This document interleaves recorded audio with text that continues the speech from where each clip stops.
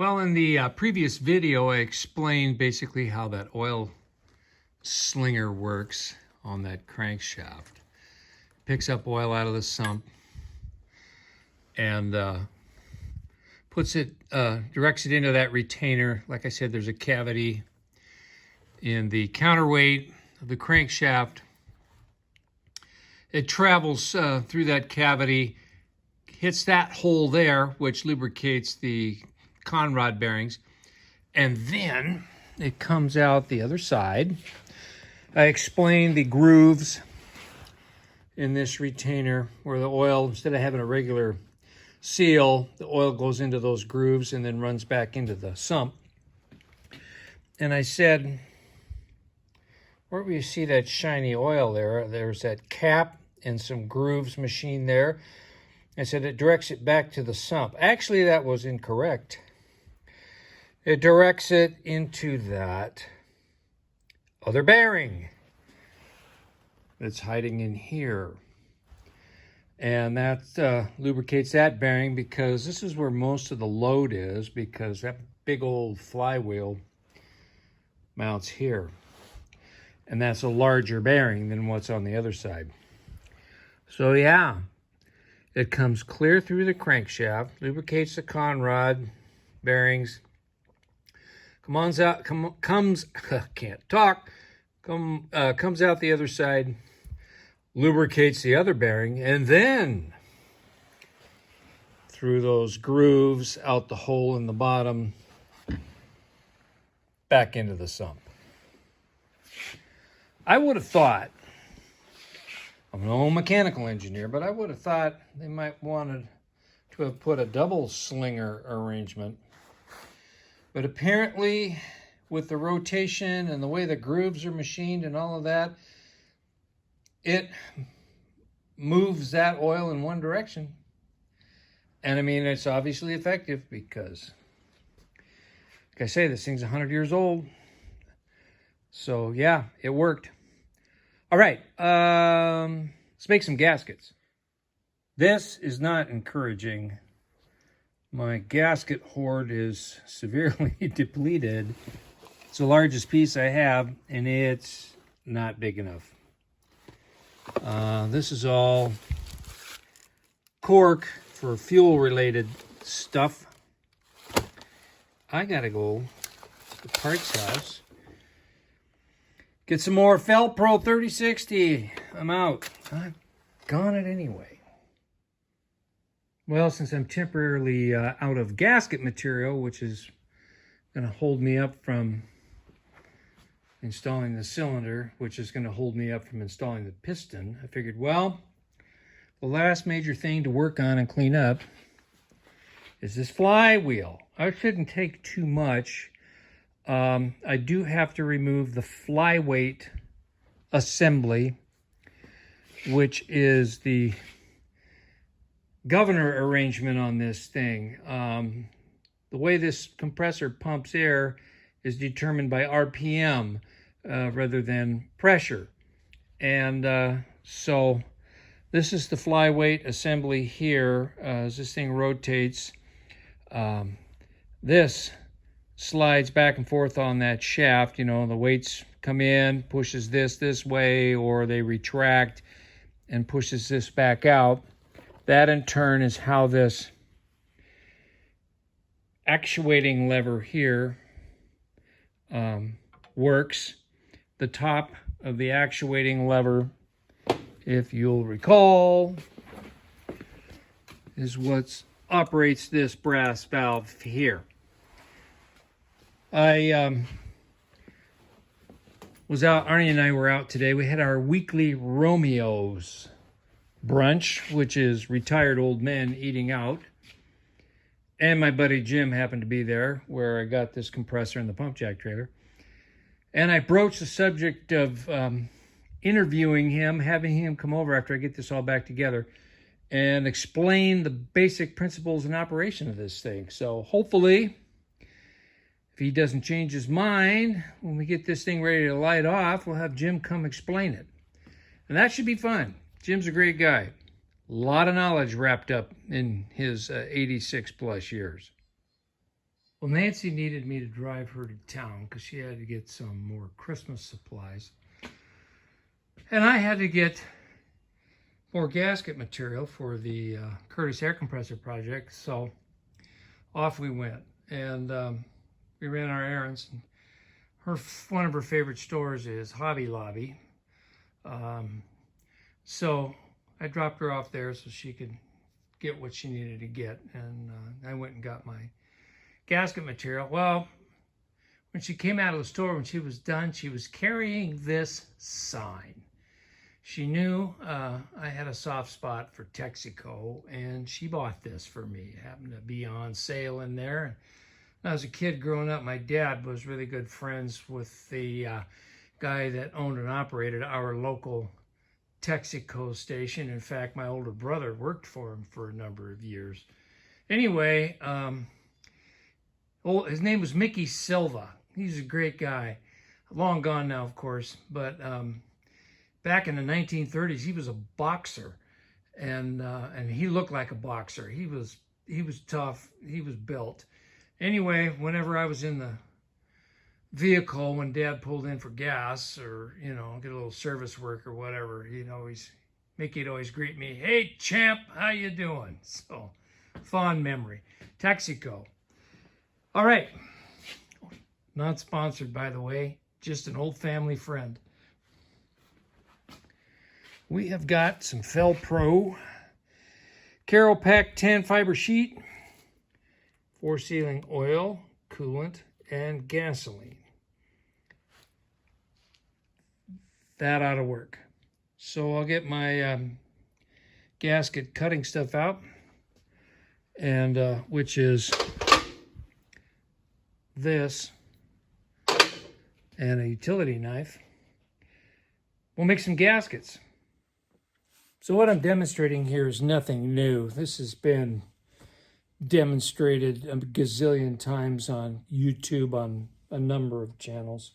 All I'm going to do, tool of choice, take your gasket material, lay it on top of the piece that you're gasketing, and then what I like to do is locate a bolt hole. I'm going to make the first bolt hole and then slide a bolt in it just to hold this kind of in place. And you just use the ball peen end of your hammer, and it will outline that hole. And since this is cast iron, it'll cut the gasket material readily.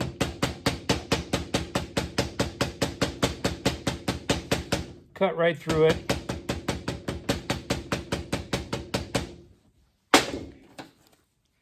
And then you can take your utility knife and cut it that way once the hole is outlined. But I'm seeing we're just about through here.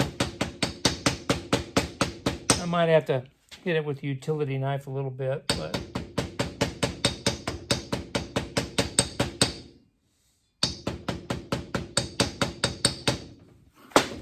yeah. You can see we're through. So knock that slug out of there. Now I'll just set my bolt in there to help hold it in place. Then I'll probably, what I'll do is I'll locate the opposite hole and then cut it out, drop another bolt in there, and then start working my way around the whole thing.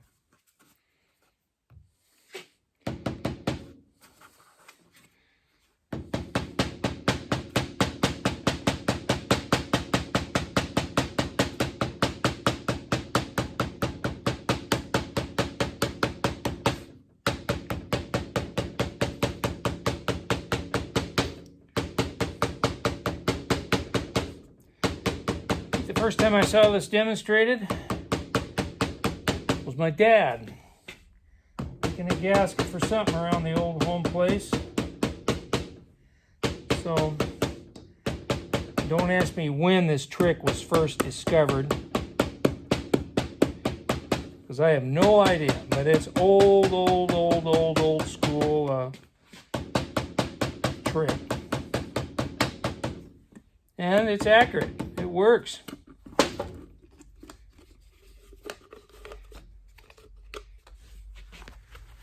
Perfectly round slug.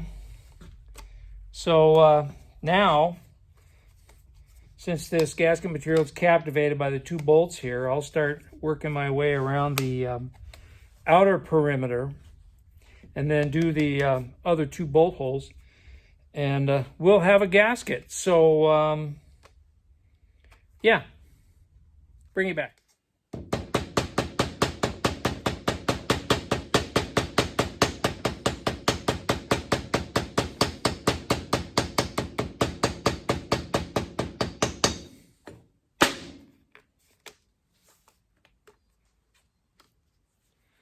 All right, 2 more bolt holes and then a little oil drain return hole, and this gasket will be done.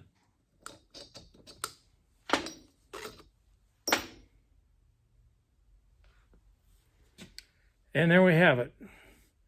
1 complete gasket. I got to flip this over and make one for the other side. And then time to put the piston in. Okay, the gaskets are made and installed. What I do is per the instructions, I put just a light skim coat of this stuff on the surface, and put the gasket on, and then let it set up a little bit, and then put a weight on it to hold it flat. See if I can do this without dropping anything. Both sides are done. And yeah, so the next step is I'm going to clean the bore really good with some brake clean. And then it's time to oil up the piston. Get it installed in the cylinder, and then we will set the cylinder on top of the block. There's a reason why I'm doing it that way instead of putting the cylinder on here and then putting the piston in. The way the connecting rod bearings line up with that crankshaft, it's kind of a pain in the neck with the cylinder bolted on here. So I'll get it started in there, and then we'll install it there. All right, the cylinder is pre-oiled. The piston and rings are pre-oiled. Got my ring compressor staged. I've still got to clean the inside of that out with brake clean. And the reason why I'm doing it this way is because right here is a chunk of cast. It's cast right into the block. And I think that has to do with directing oil splash, because you can see there's a hole back in there which goes right on top of that bearing. So I'm kind of suspecting that's what that's about. It's not another slinger ring in there. There's no place for that. But anyway, when you try to, if you put the cylinder on, then try to put the piston in, this conrod bearing smacks on here, and there's really no way to rotate it. So to get it to work, because I ran into that problem trying to get it out. And so I finally figured it out, and the cylinder and the piston come out as one unit. They go back in as one unit. So anyway, I'm going to set you up in a tripod, get the ring compressor ready to go. We'll get the piston slid into the cylinder more, and then we'll get it set on here. So hang on. All right. Got the ring compressor tightened down. I'm going to use the rubber end of my little ball peen here and tap that piston in.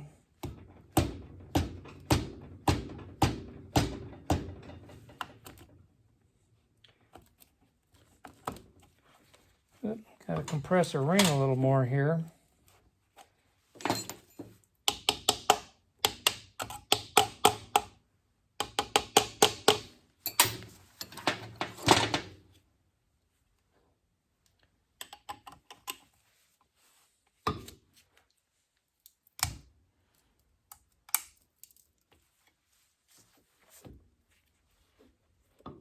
Yeah, that's kind of hung up.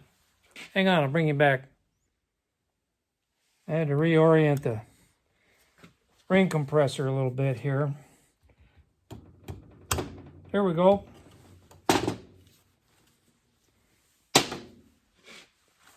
Awesome.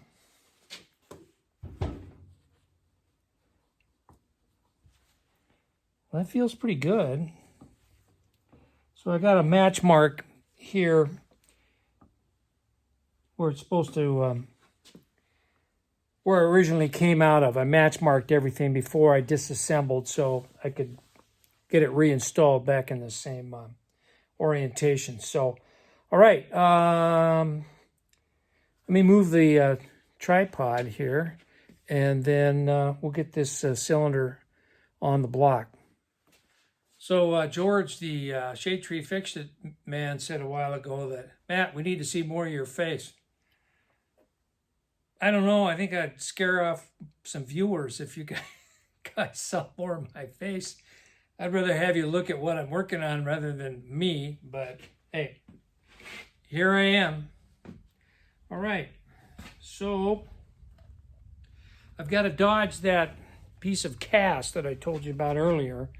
So I've got to just kind of snake it around that and then set this down. I'm going to line up a couple of holes. I already got a couple of bolts prepped, bolts and lock washers.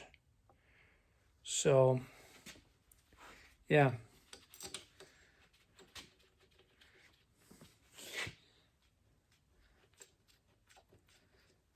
I'm going to adjust this a little bit. Sorry if I'm shaking you around. Not my intention. Making you seasick here. There. Get another bolt.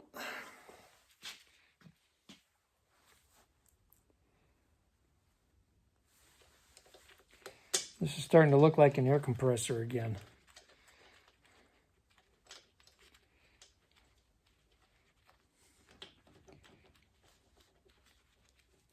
So I don't know, when I get ready to hook up the conrod bearing, I don't know if I can get you a good camera shot in there or not, because my hands are going to be in there and there's not much space. So anyway, yeah. The pig with lipstick is starting to look more and more like it's supposed to. I'm missing a cap on the end of the flywheel assembly over there. And it wasn't on it when I first brought this thing home. I might have to do a little eBay search and see what I can come up with. So, yeah. All right. I'm going to grab a wrench, tighten these head bolts down. And then I think, and that's scary when I think, we'll get the valve head assembly and set it on here, get it bolted down. All right, bring you back. Okay. There was just no way I could get a good camera angle while I put the conrod bearings onto the crankshaft and tighten them down. There was no room. Get my hands in there. There was no place for a camera. But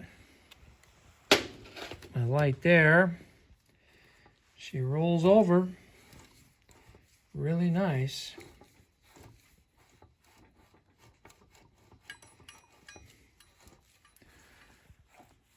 Piston goes up and down like it's supposed to.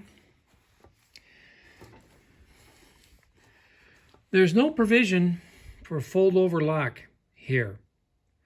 The bottom here, I don't know if you can see it or not. Let me grab a mirror. There's a flat machined on the bolt. It's not really well, it's a blind-headed bolt. And a flat on the bearing or the connecting rod. You can see it there. That keeps the bolt from turning. There's just a star washer underneath the nut. There's no provision for a fold-over lock there anywhere. So I torqued those down to where it was really stiff to turn the crankshaft, and I just backed it off 1/16 of a turn, so where the star lock washer is still well engaged with the nut, just so this would roll over really smooth. And it does. So there you have it.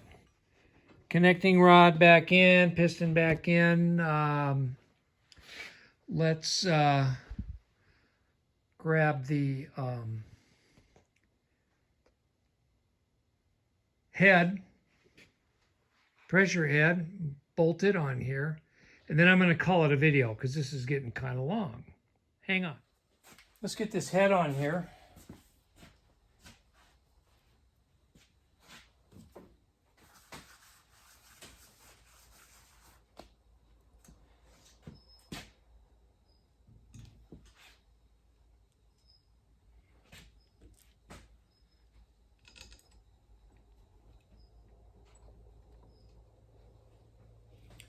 So let's see. This is Monday, next Saturday, which is December 18th, 2021. Power from the Past, my local tractor club. We're doing the annual Huachuca City Christmas Parade. So I'll be shooting a video of that. I think I'll have the road trip treasure that I featured in a video a long time ago in that parade, hopefully. I got to put a new throttle cable on it because the old one gave up the ghost, and it's been patched and nursed along, and well, it's done being nursed. It's finished.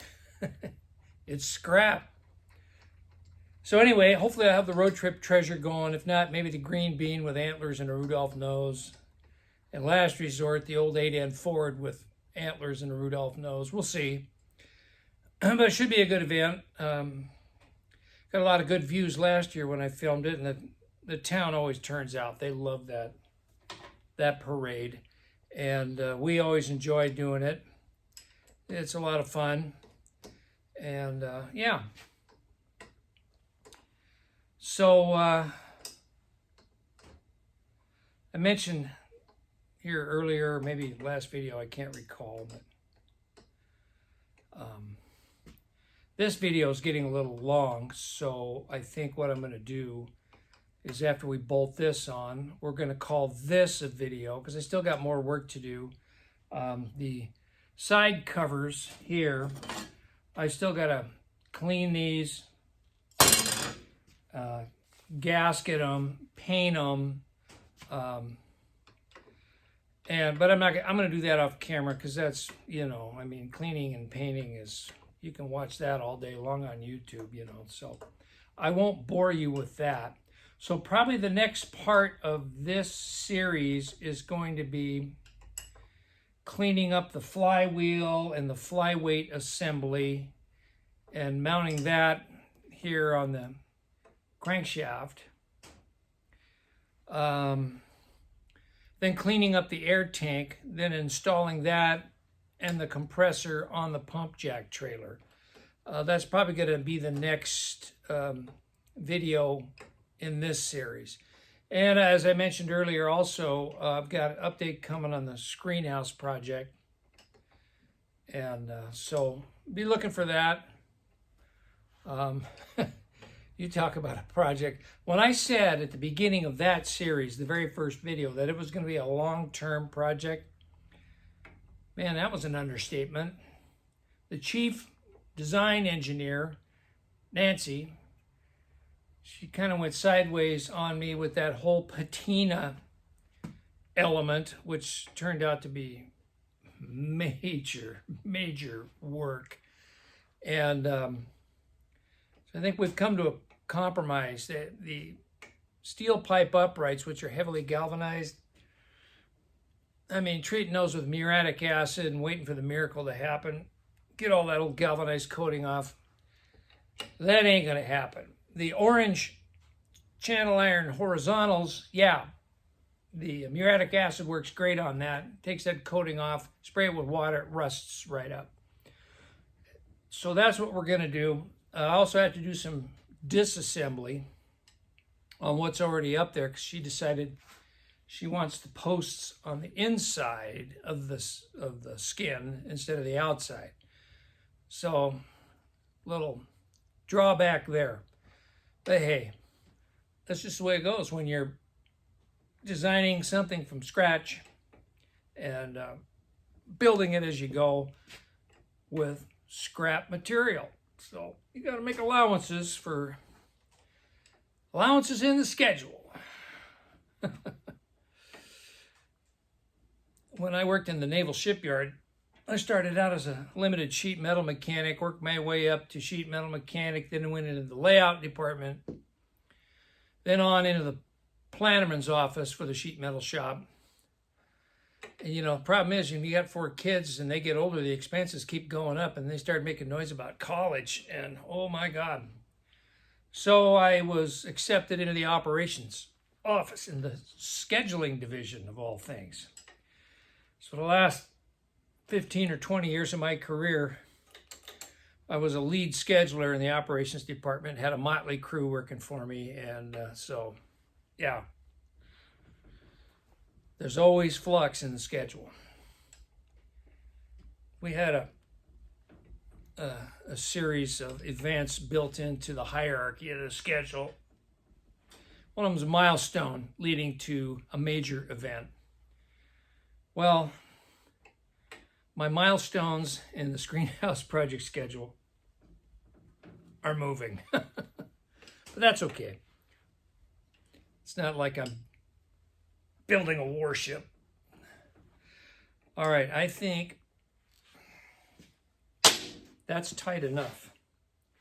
Let me get you out of the tripod and we'll look this thing over.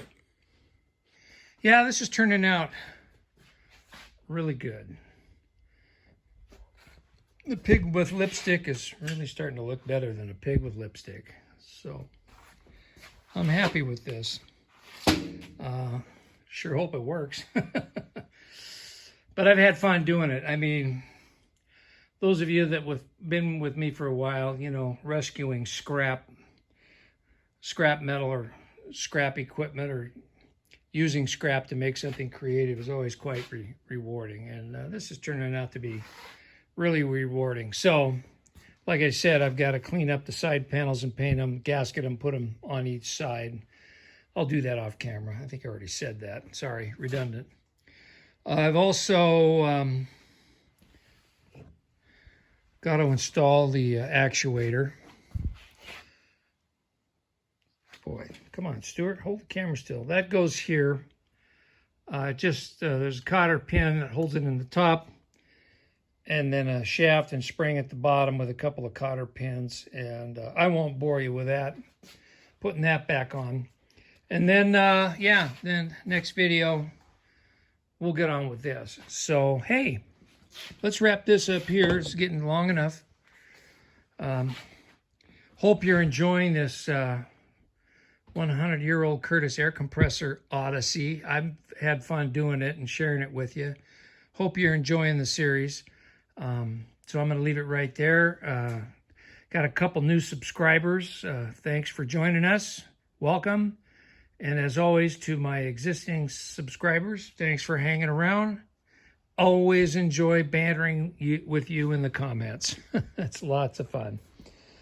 So with that, I'm going to wrap this up. Take care, everybody. Thanks for watching, and we'll see you real soon on the next one. Bye now.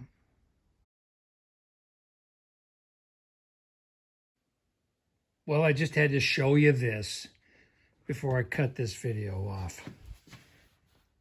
It's making air. I'm